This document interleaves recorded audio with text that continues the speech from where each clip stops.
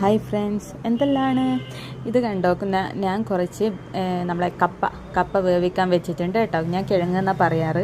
കപ്പ എന്ന് പറഞ്ഞാൽ പെട്ടെന്ന് എല്ലാവർക്കും മനസ്സിലാവും. അതിൻ്റെ കൂടെ ഞാൻ ഓൾറെഡി ഇവിടെ ബീഫ് കറി ആക്കി വെച്ചിട്ടുണ്ട്.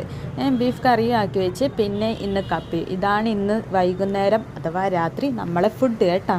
വൈകുന്നേരം എന്ന് പറഞ്ഞാൽ രാത്രിയാവും കഴിക്കാൻ വേണ്ടിയിട്ട്. അപ്പം നമ്മളെ കപ്പ അവിടെ നിന്ന് വേവുന്നുണ്ട്. എന്നിട്ട് എന്താക്കി, കപ്പയും ബീഫും കൂടി മിക്സാക്കി. ആ മിക്സാക്കിയതാണ് ഗൈസ് നിങ്ങൾ കാണുന്നത് കേട്ടോ. അങ്ങനെ കപ്പയും ബീഫും കൂടി മിക്സാക്കിയിട്ട് ഇതിൻ്റെ മേലെ ഈ ഉള്ളി ചെറുതായിട്ട് അരിഞ്ഞിട്ട് അതിൻ്റെ മേലെ ഇങ്ങനെ വിതറിയിട്ട് കഴിക്കണം. എൻ്റെ മക്കളെ ഒടുക്കത്തെ ടേസ്റ്റാണ് കേട്ടോ.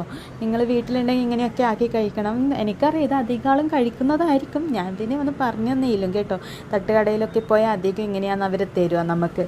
പിന്നെ എൻ്റെ ജീരകാപ്പി ഇവിടെ റെഡി ആവുന്നുണ്ട്. ഒരു വെറൈറ്റിക്ക് വേണ്ടിയിട്ട് ഒരു കഷ്ണം ഇഞ്ചി, കുറച്ച് കുരുമുളകൊക്കെ ഞാനതിൽ വാരി ഇട്ടിട്ടുണ്ടായിരുന്നു.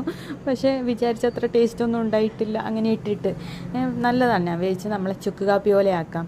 അങ്ങനെ ഇത് കണ്ട അടിപൊളിയായിട്ട് ഞാൻ ബീഫ് മിക്സ് എടുത്ത് അതിൻ്റെ മേലെ കുറച്ച് കപ്പ മിക്സ് എടുത്ത് അതിൻ്റെ മേലെ കുറച്ച് ഉള്ളിയും ഇട്ട് പിന്നെ നമ്മളെ ജീരക കാപ്പി ഇട്ട് ഞാൻ കഴിക്കാൻ പോവാന്ന്. അടിപൊളി ടേസ്റ്റാണ്. നിങ്ങൾ ഇങ്ങനെയെല്ലാം ആക്കി കഴിച്ചു നോക്കുക. പ്രത്യേകിച്ച് വൈകുന്നേരം മഴയെല്ലാം ഉള്ള ദിവസമാണെങ്കിൽ സൂപ്പറായിരിക്കും കേട്ടോ. അപ്പോൾ ഇത്രയെല്ലാം. Tata, bye bye.